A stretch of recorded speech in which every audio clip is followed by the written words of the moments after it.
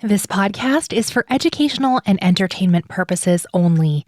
Nothing stated on it, either by its hosts or any guests, is to be construed as psychological, medical, or legal advice.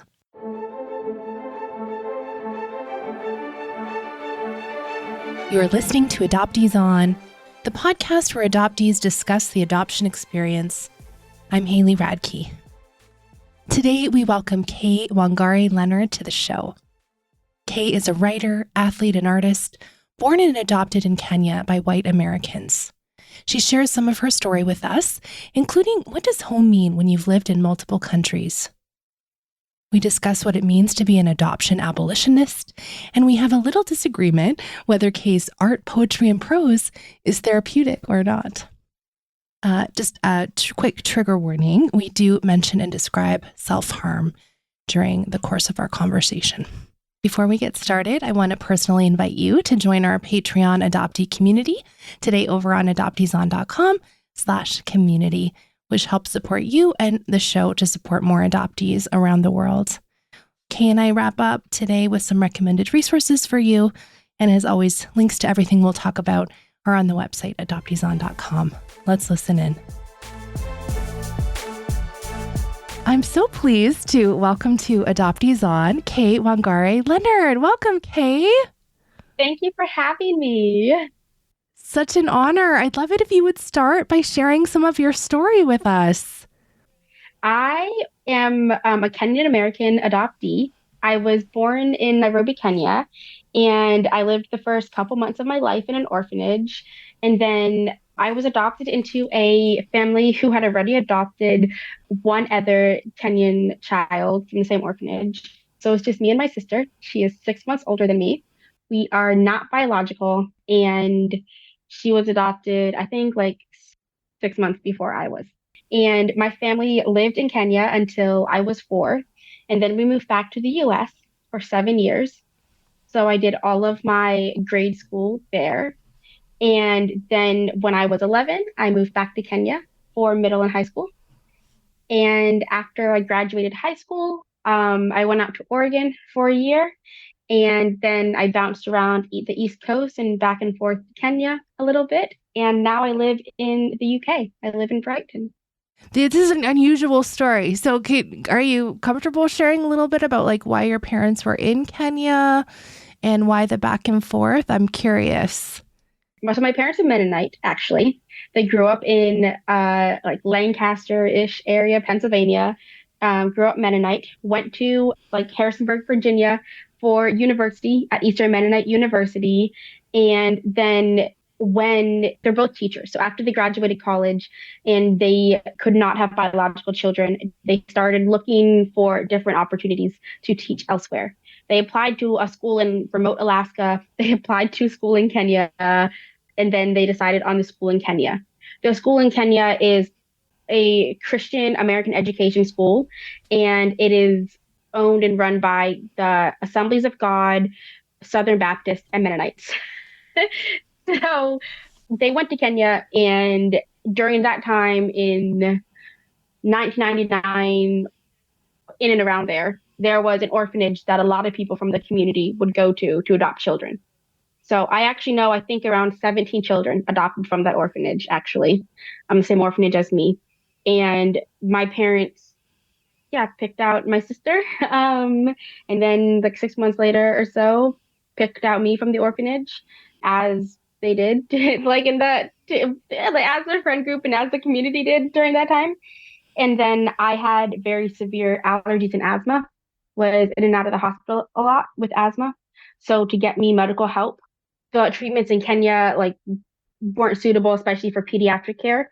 So we moved to Virginia so I could see some specialists. And I did allergy and asthma treatment for 7 years until I was able to breathe again, basically, and such. And then once the doctors gave the okay, then my parents decided to move us back to Kenya so we could reconnect with our culture a little bit more.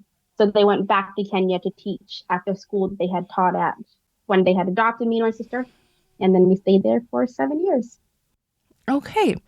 So I think you're uniquely suited to answer one of these questions that I think a lot of people throw at adoptees who are like, well, if we're going to abolish adoption, then what about all these kids languishing in orphanages? So I'm sure you've thought about that a lot in your lifetime, and you know other kids adopted out of the orphanage. Were you able to ever visit the orphanage? Was it a part of the school? Like, was it around when you were living there? Can you talk a little bit about that? Yeah. When we lived in Kenya, we would go to the orphanage at least once a year. Back, I think in like the early 2000s when I was like 4 and younger, I think it was a lot easier to get there traffic wise and such. But as Nairobi has kept growing, it's a little bit harder to get there, but it's still very possible. So every time I'm back in Kenya, I also go to the orphanage. I've been back as well with some of my other friends who were adopted from the orphanage. So we've all been back together. Well, not all of us, but some of us have been back together at the same orphanage. And then last time I went was, well, I went on my birthday last year in 2023. And then I think I went in April as well, back to the orphanage. And yeah, it's always been a very interesting, I think like pretty emotional experience when I go. I also think I don't always emotionally process. I kind of just shove it in the back of a corner of my mind. Usually, when I go, when sometimes I take some of my friends with me, we volunteer, we help feed the children, we help do some of the laundry, that kind of work. And then last time I went, I was getting a tour of the place, and then I talked to one of the social workers, and a couple people have been there since like the orphanage opened. So some of the workers and nurses and directors actually remember me. On my birthday, I met the person who had driven me from the hospital to the orphanage when I was younger, because I think when I was like admitted to the hospital when I was an infant, I was 4 pounds. And so the person who ended up taking me when I was discharged from the hospital to the orphanage happened to be there that day on my birthday. So I ended up meeting him and a couple other workers. They have a mural at the orphanage with like pictures of children's faces cut out and like glued onto this mural, and it's like suns and moons and caterpillars, rocks, flowers, along with like the names that we had in the orphanage. So they did it for like 1 or 2 years only.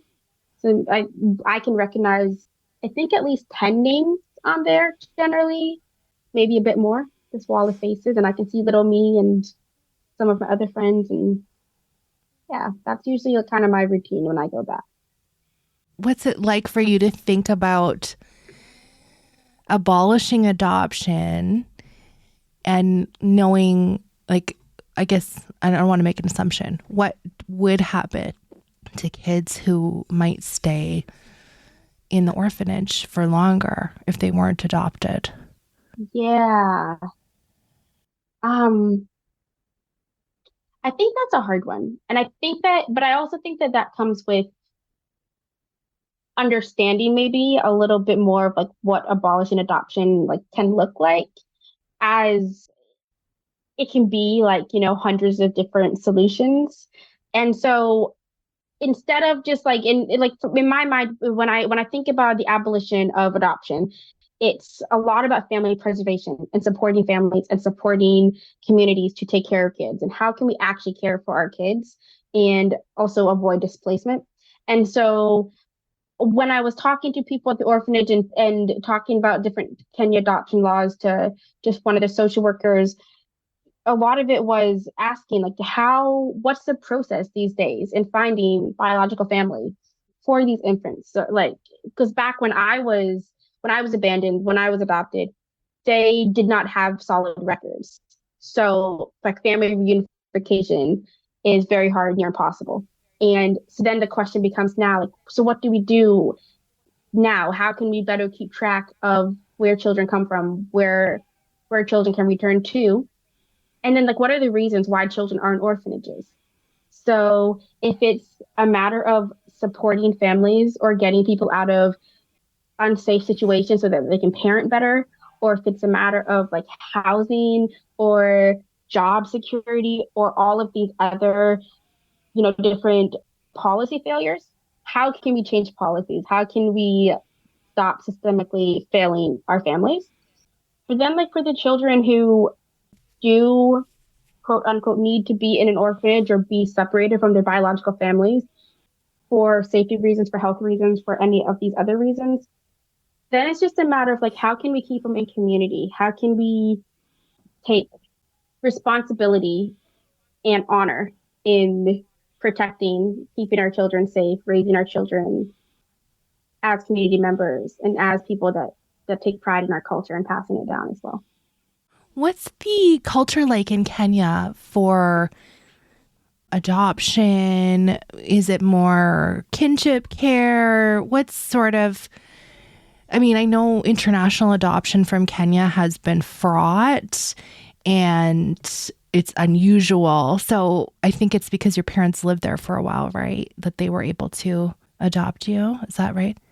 I think the laws like changed in 2016, 2017, maybe something like that, where international adoptions, they started kind of banning them a little bit more and tightening legislation around international adoption. Because back then it was very common or pretty common. Okay. So what's the public sentiment in regards to adoption in Kenya? I don't want to speak too much on that as I'm still learning. I'm still trying to get a grasp on public sentiment on adoption in Kenya. When I was back in Kenya back in 2023, I'm working on another book, and I was asking people around and asking people who worked at the orphanage and such. And, I think that so many places that you go on, like over like globally, kinship care when it comes to indigenous cultures is a common practice.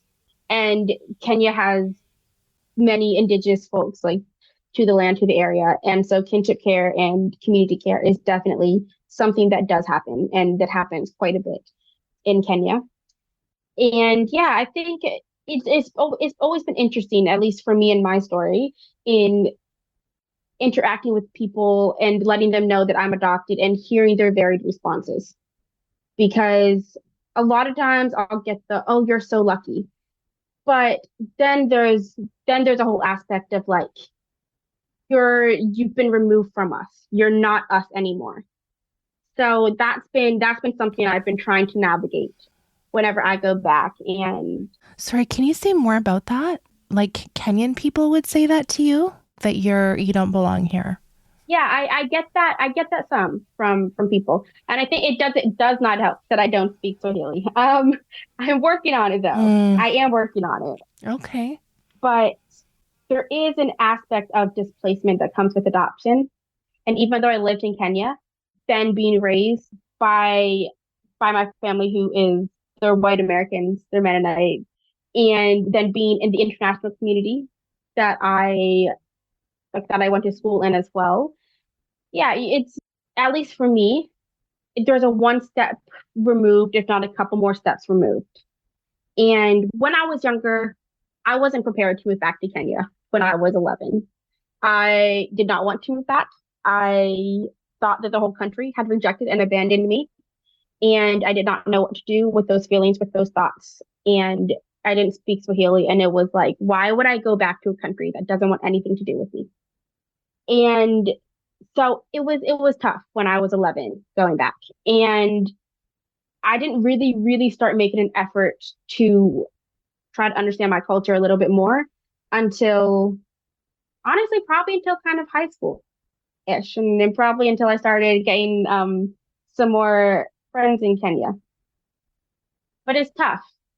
It's tough when you're adopted and when you receive a lot of sentiment that you're lucky to not be. It's sometimes positioned as an us versus them.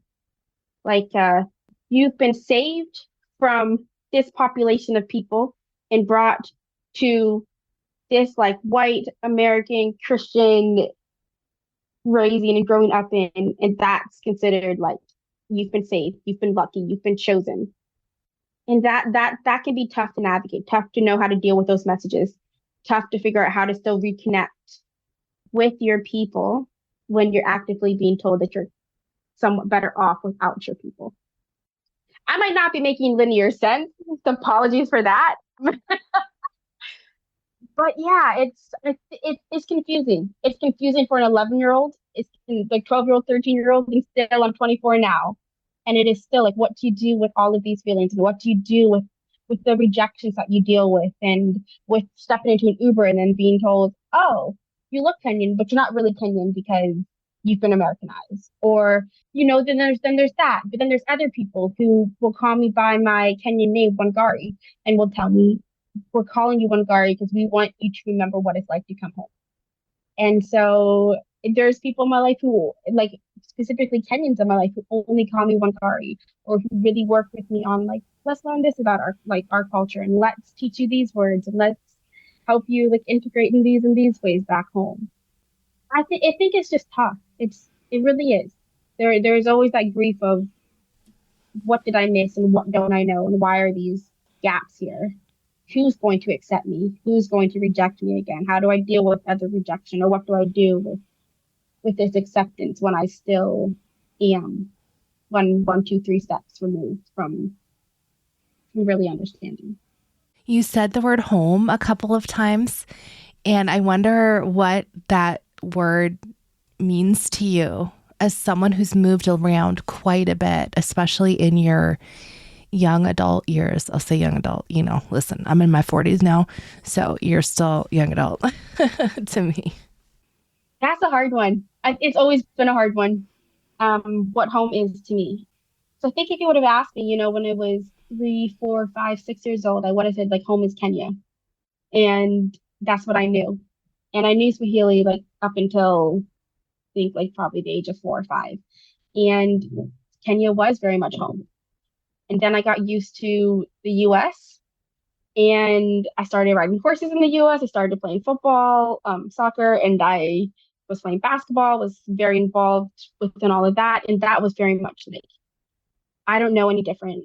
And I wanna continue seeing what my life looks like in this other home after I've been removed and, yeah, removed from my Kenya home. And so going back to Kenya, so many people would tell me that it's a homecoming, it's a returning. And I don't know if I ever really felt that until adulthood. I think it was always kind of like, oh, it became my other home in a sense, but it never really was like oh, it's a pilgrimage, or, oh, it's a homecoming, until I was 19, 20 or so. It just happened to be like another place that I live, another place that I call home. Same with Virginia. And then these days, like, when I think about going to Kenya, it very much is a homecoming. That's such a tough question. What a home means to me. Well, you're international, right? You're living in England now. Yep. Do you hope to have a permanent address somewhere? Like, do you want to live in Kenya later on? Do you have like goals or dreams of going back there? Do you want to live in the US? Like, do you know, or are you cool with just playing it as it comes? I think so. I've moved maybe close to 16 times in the past 5, 6 years now. What? Oh my goodness. And I still have 2 more years left of my degree here. We'll see how the next 1, 2 years goes. I do dream of playing for the Kenya national team for football. So that is definitely a goal of mine. Would love to play professional football somewhere. So it really is kind of like wherever football can take me. I don't necessarily see myself as like having like a house somewhere that I live like all 12 months of the year all around. Maybe that'll come when I'm in like my 30s or 40s, who knows? But yeah, I'm not 100% sure. I think will depend on football quite a bit. And then, yeah, I mean, I can write anywhere. So it'll just kind of depend on football. Is that what you're taking? Are you taking English or? I'm doing anthropology. Oh, okay. Yes. So the study of humans. I am loving it. A lot of people thought I was going to do creative writing or English, and I did not really want to get burned out in that aspect. I think before my arm was disabled when I was 17, I was going to go to art school. So that's what I'd wanted to do. And then a lot of things shifted. And now I'm doing anthropology. And I want to have a focus to be able to use anthropological findings, whether or not that be my own research or other people's research, to bring into creative writing projects, to be able to create, if not writing, multimedia pieces for it. Okay, cool. Are you comfortable about talking about your disability and how that came to be? It's totally cool if you don't want to talk about that. And also, I'm so curious about how your art has evolved since then. I've seen some very cool videos of you painting in an unorthodox way. Yes, absolutely. Yeah. So I severed my radial nerve in my right arm and ended up pretty much paralyzing my right arm from just above the elbow. And this was my dominant arm as well. I was put on some antidepressants and they lowered my inhibitions, and I was dealing with some other shoulder pain from basketball and wasn't sleeping either. And so one night I thought, if I just give myself pain somewhere else, I won't think about my shoulder. I'll just be able to go to sleep. So I ended up stabbing myself in the arm with a knife at midnight, accidentally severed my radial nerve. Didn't know where my nerves were in my arm, nothing like that. And ended up having to have surgery the next weekend for it. I had complete wrist drop, lost the use of my thumb, middle finger, and pointer finger in my dominant arm. And I was an AP art studio at the time. So my art teacher had a talk with me and said, if you need to drop the class, nobody's going to blame you. But if you are going to continue, then you need to learn how to create art with your other hand. So we had maybe like 3 months or so to work on doing art with my non-dominant hand. Learned how to do that. I was doing everything one-handed with my left hand at the time. And then finished my art year with my left hand, got overuse injuries in my left hand. My right hand I was slowly starting to regain function, but it has never come back 100% fully. And so both of my hands don't work properly. And I took about a year or so off, thinking if I just give them some rest, some time off art, it'll be better. And they never improved. So I took another couple years off, upset about it all. And I finally decided I was going to create art by any means I could. So I put a paintbrush between my feet, between my toes, and I got to work. So I paint with my mouth and my toes now.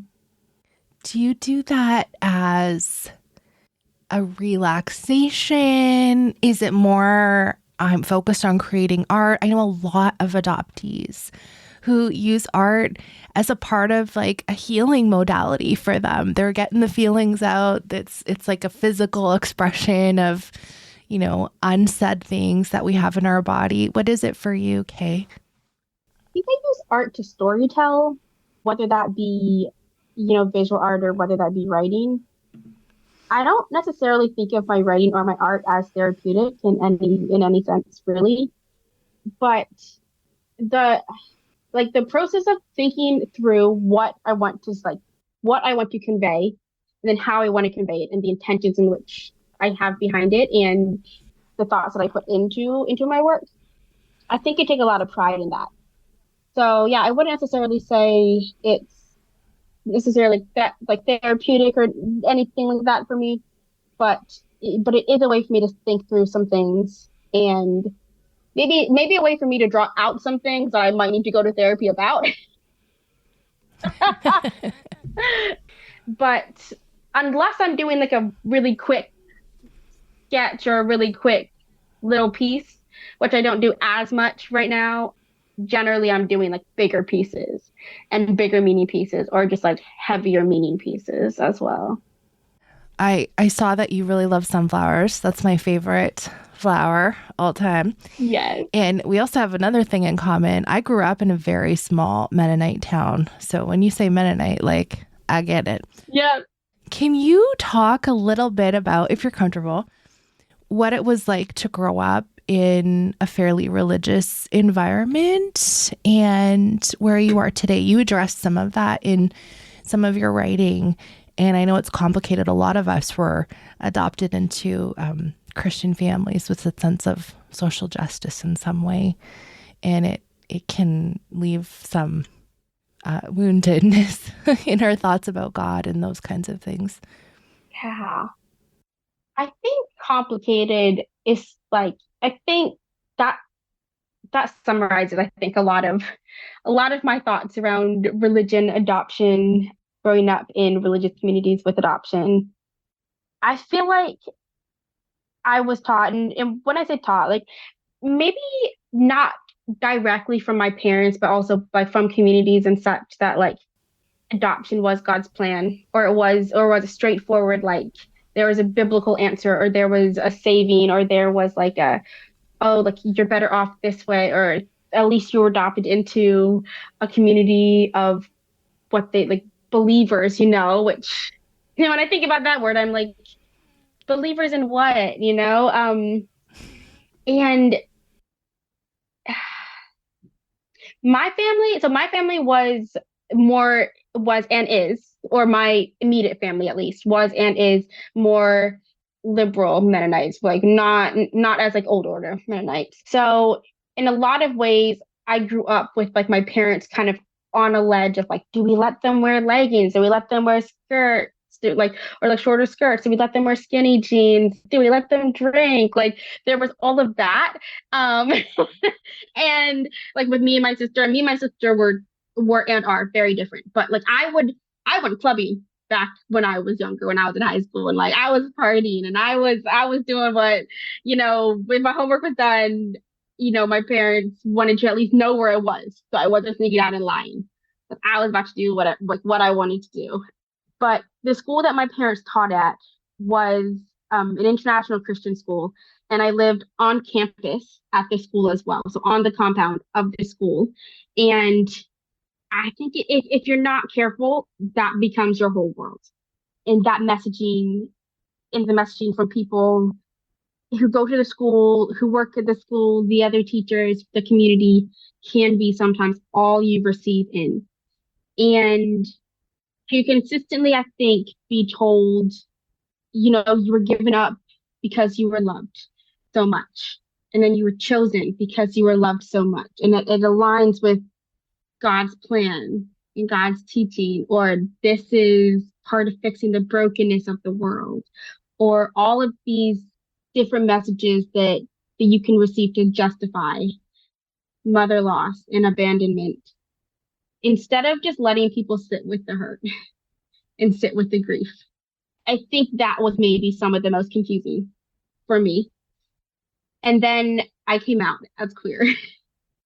And in so many ways, the abandonment trauma that I had from adoption sprung back up, because I was then abandoned again by a lot of the community that welcomed me because of adoption. And it was almost like a betrayal. And sometimes was told to me was a betrayal of my parents and of God and of adoption, and like, you were saved from this and brought into this like white American family who are believers, but now you want to like go live a life of sin, and you don't want to like whatever else. And I think that was hard for me to navigate, and losing people that I loved and losing people that I thought really loved me because I came out. That was hard. That brought up a lot of, I think, adoption trauma and wounds and abandonment trauma. I think these days I say I'm a lot more spiritual than religious. I think the Bible can be used like as a tool of liberation, should be used as a tool of liberation. I don't think it's the only vessel for truth. I don't know if I'd call myself Christian or not, but I do think that there is a lot of beautiful theology and lessons, and liberating theologies and lessons like we can get from the Bible if we choose to use it that way. But it's not necessarily all of my focus. So I do enjoy taking lessons I've learned, and I do enjoy taking what I was taught to be true about God and God's love and God's welcomeness, and doing poetry around that, and spicing things up a little bit, and trying to use it to free myself more than to constrain myself. If any of that makes any sense. Well, I think our spirituality or religion or whatever, however you want to categorize it, it's so deeply personal, right?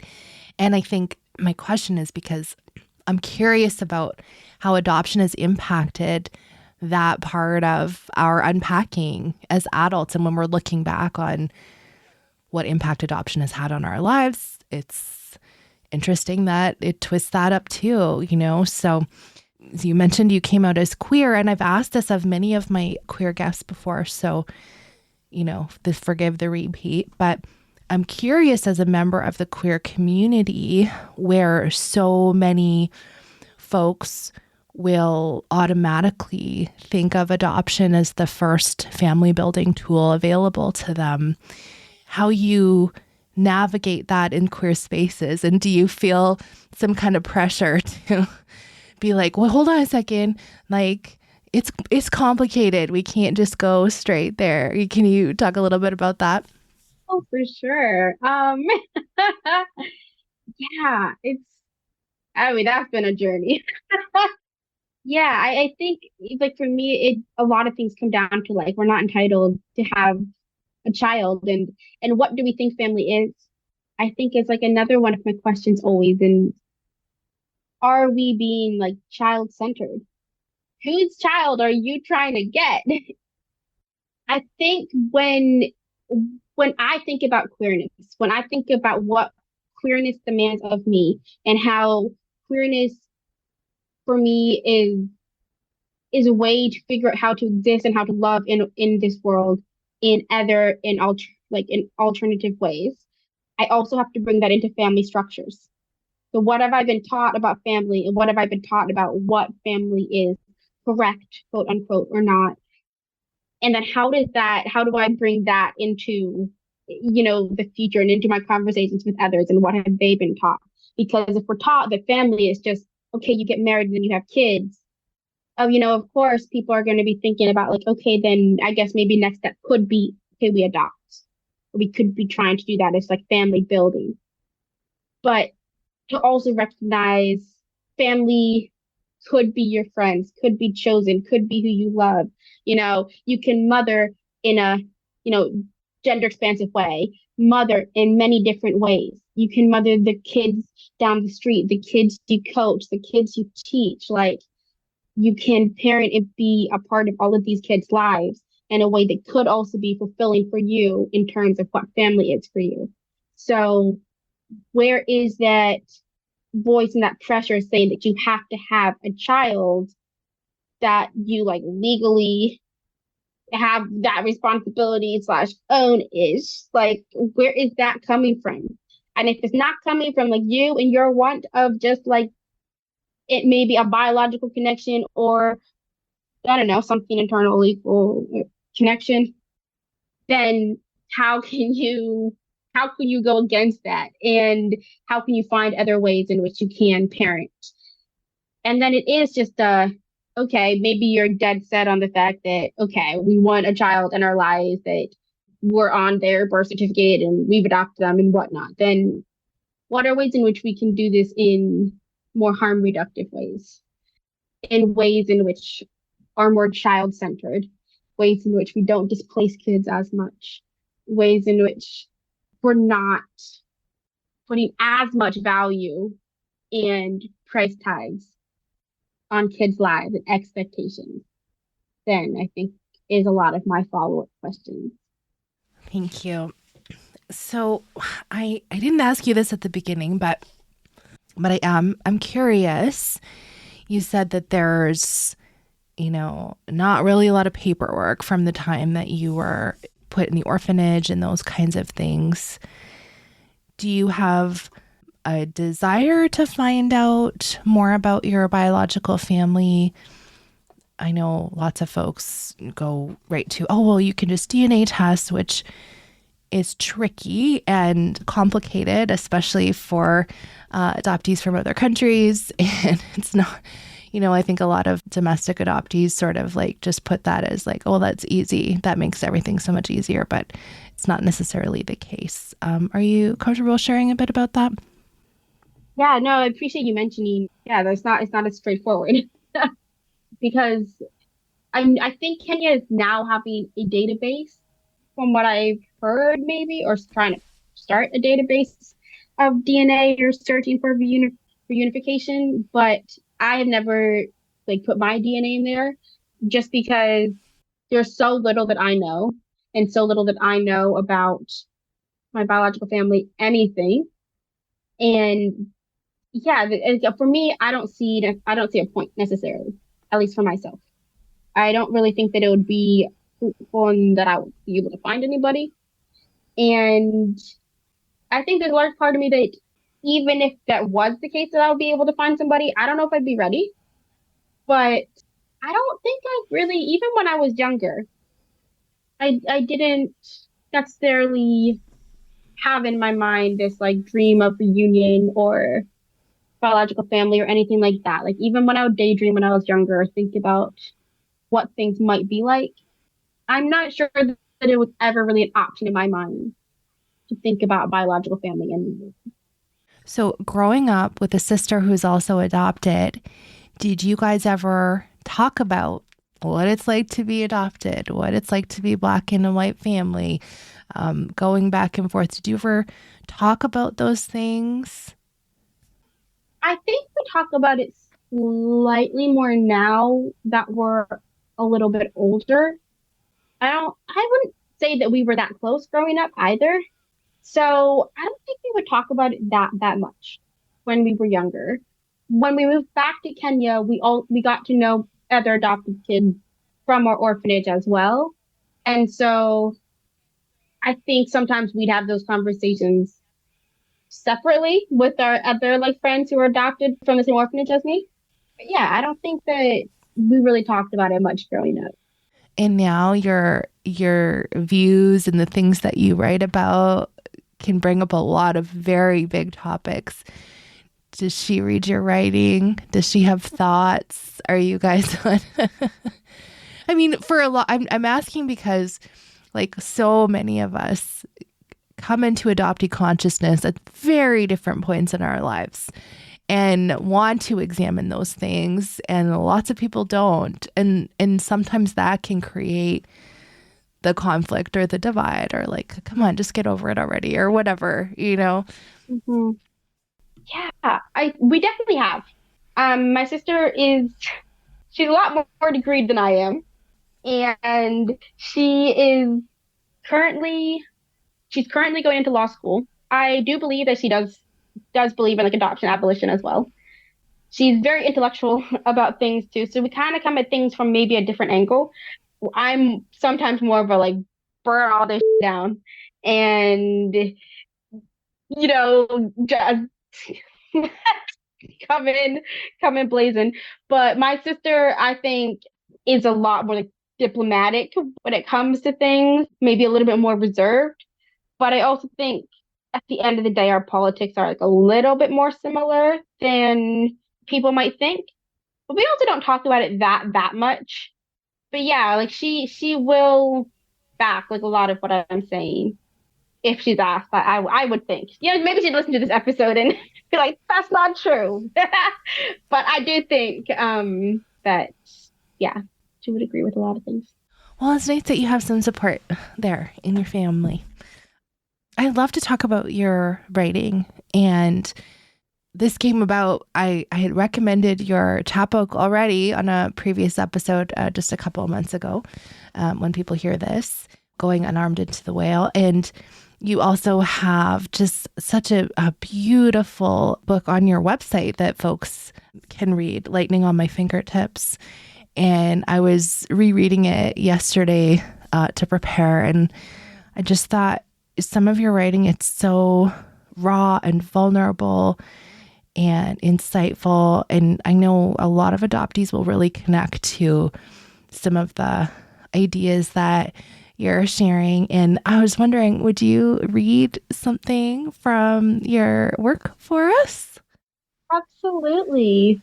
Thank you so much for all of those kind words. Going to read the poem Going Unarmed into the Whale, poetry, prose. And I wrote this back in I'm pretty sure this was back in 2023 when I had just booked my ticket to go back to Kenya again. And I was going to be in Kenya for a couple months. And I was trying to reckon with, what it might mean to try to go back to Kenya and remember. I grew up in a family of hunters. I've never touched a gun, yet I've been perfecting killing all my life.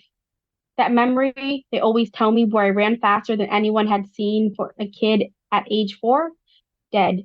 The recollection of that story when I wore rainbow knee socks with pink cowboy boots and a tie-dye shirt and walked away from potential friends, gone. Ages 5 through 11, killing doesn't have to be quick. It doesn't even need to be intentional. Sometimes you're just trying to survive. Sometimes you book tickets to your mother's country and realize her tongue has died in your mouth, but you're not sure when it happened. What does it mean if the closest my voice sounds to home is the wail I make when I think no one is listening? What is home other than haunted? Haunted as in memory, as in hunted, as in the estranged noise in my throat as I try to call forth belonging. What do I name the gasp I make when I suck in air between the howls? Is that not also home? I know I exist in the clamor of grief, but I think I can also fit in the belief of the release.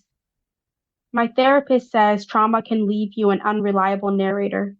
She also says we can't always decide what stays and what goes. She says a lot of other things I try to pay attention to, but retaining knowledge is hard when you're struggling for air. I grew up in a family of hunters. I've never touched a gun, yet I've been perfecting killing all my life. I sever language from the images that stumble their way by the place I go when my eyes close. Anything that hurts too badly, I try to erase. I haven't learned how to keep the good alive. I'm not sure I can decide how to make the joy stay. I scorch my earth. I'm nothing like my family who takes down deer in the forests of Pennsylvania and uses their kills to nourish us in the winters. I'm more concerned with forgetting. I don't share my takedowns. There's no feast at the end of my hunt, only hollowness and a wail that reaches into the abyss, sounding something like I'm still here. My family adopted me from Kenya when I was 8 months old. I think there's nothing more traumatic than mother loss. There's nothing more I'd like to pretend to forget. But some days, when I'm not threatened by the magnitude of sorrow or the asked attention of anger, I wonder what it would be like to capture without killing, to have a past I don't run from. If home is a haunting and a haunting is memory, and I am the hunter of memories, that doesn't keep my prey alive. Will anything remain? God, I've done so much in the name of survival, but I'm trying to move beyond. I'm not sure if it's possible, but I bought myself a ticket, a chance, an invitation to stop making prey out of my memory and to try to leave home and return home. I'm going unarmed into the whale. Don't come after me. You aren't invited into my intimacy. Wait for me in the gasp for air. I will come back up. I will come back up. I will remember. Thank you. Oh my goodness, so powerful. Like, I think this is such a great example for folks to hear from you. So I know they'll go out and pick up your book and read some more of your work on your website. You also have a lot of art pieces on your website that are just really amazing. I don't know why. I love the self-portrait. It's so good. Anyway, people will have to go and look because this is audio. Thank you. I think for me, like with writing and art, and it's like so much of it feels like an unearthing, feels like looking in the mirror and figuring out like what I can see, what I can discover. A lot of my work focuses on me and my relation to like the outside world, but like centering myself first. Hence, I do a lot of portraiture, and I do a lot of like talking about myself, my own story with mother loss and with reclamation and with what it means to, the homecoming and return home. I don't know. I think that there's so much that adoption takes from us. And especially when you don't have knowledge, of where you came from, and you don't always have the ability to gain that knowledge of biological family and lineage and histories.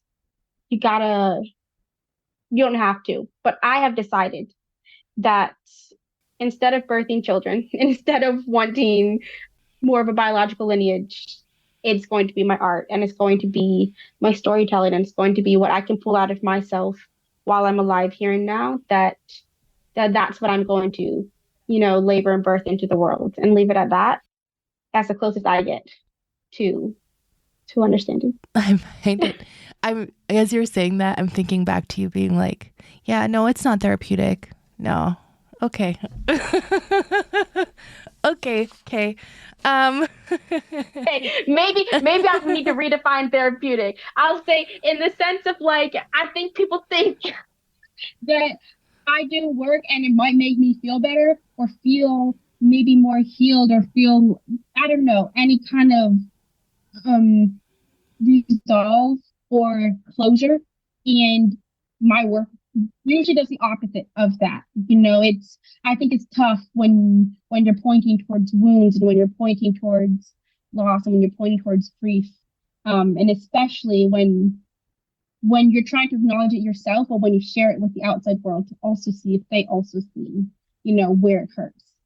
And I think in that sense, it's not necessarily a relieving experience for me because it's something that you bring up and you unearth and you relive. And then even on the flip side, when you think about joy or when I think about joy, when I write about love, when I write about happiness, it's also always this is great and there's something still missing.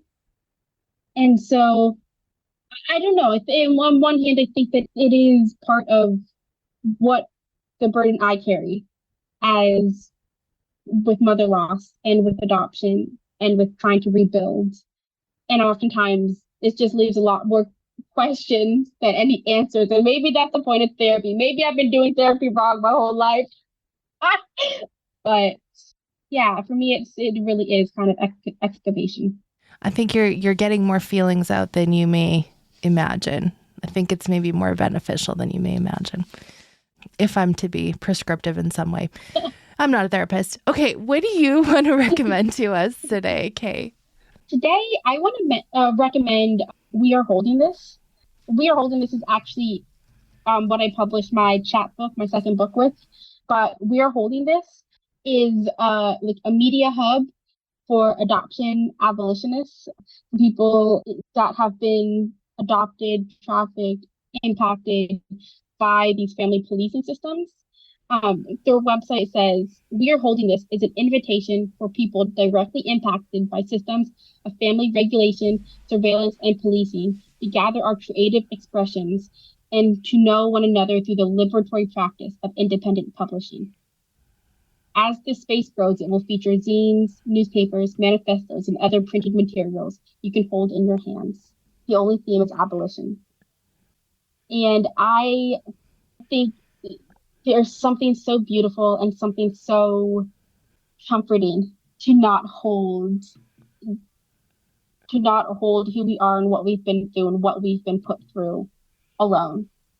And to be in spaces with other people who also believe in the liberatory practice of abolition and adoption abolition and fighting against family regulation, surveillance, and policing. There's something so hopeful to know that you're not the only one who believes what you do and who holds hope and who works towards this future that we hope is coming quick. Thank you. Of course I ordered through there to get your chapbook, and I know they've got a lot of awesome things happening over there. So that's a great recommendation. Thanks so much. Speaking of, where can we find your work and connect with you online to see your art and read your beautiful writing? You can find me on my website, KaeWangareLeonard.com. And I also have a free newsletter. It's supposed to be weekly. It is weekly-ish. but I have a free newsletter that comes to your inbox. And that is the most consistent writing I am doing right now. I also can be found on Instagram at Kae Wangare Leonard. And I do put stuff out on my Instagram, a little bit less so now that I am working on other writing projects and I'm in school and in my football season. But I am able to be connected with through there as well. Those are my two main. Perfect. Thank you. I look forward to seeing more football, soccer videos too. We didn't even talk about your athletics. Thank you so much, Kae, for talking with me today, sharing some of your story and your wisdom with us. I really appreciate it. Yes, thank you so much for having me. And yeah, for reaching out, for inviting me. Hope that my ramblings made some sense and just thank you for the work that you do and the work that you do with connecting adoptees together and bringing us into the space and knowing each other some more. Very vital, very life-saving. Thank you.